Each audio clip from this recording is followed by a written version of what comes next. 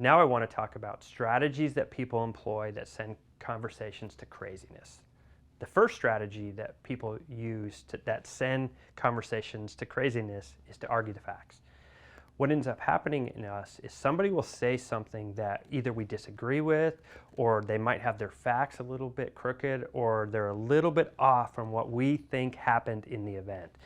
And what we do is we're so focused on arguing, on proving, on saying that is not true, I didn't do it, I didn't say that, that we don't understand what's going on under the surface. Under the surface, we're communicating a message that you are not important and I do not care about you. I do not want to hear what you have to say.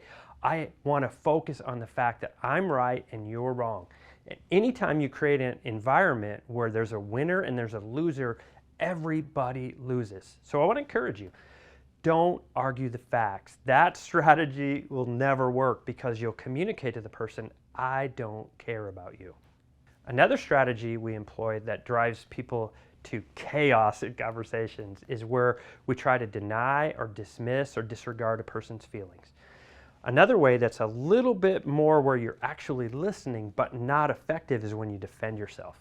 Anytime you invalidate or anytime you're having a conversation with a person and you tell them that isn't what they should be feeling, if you say, wait a second, that is not my motive, you missed it, or you try to in some way devalue their experience, what you communicate to them is, you're not important.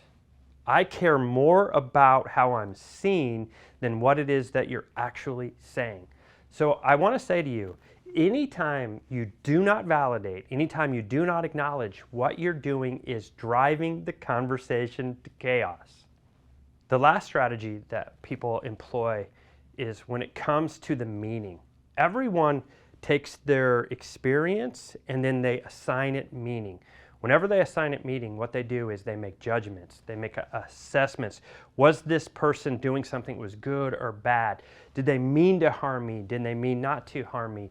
Do I have to respond to this? So every time somebody has a meaning, they've already determined it. It happens in about a quarter second. And what happens when we undermine the meaning is we communicate this message. It's not the message we want to communicate, but what we communicate is there's something wrong with you. You are broken. And ultimately what we're saying is you are crazy.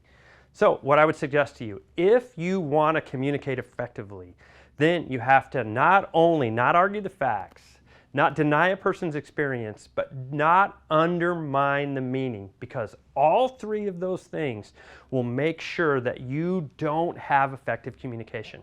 The important principle is that we have to learn to receive what someone says before we respond to it. If we argue the facts, we deny a person's experience, or undermine the meaning, we haven't received what they said before we responded to it.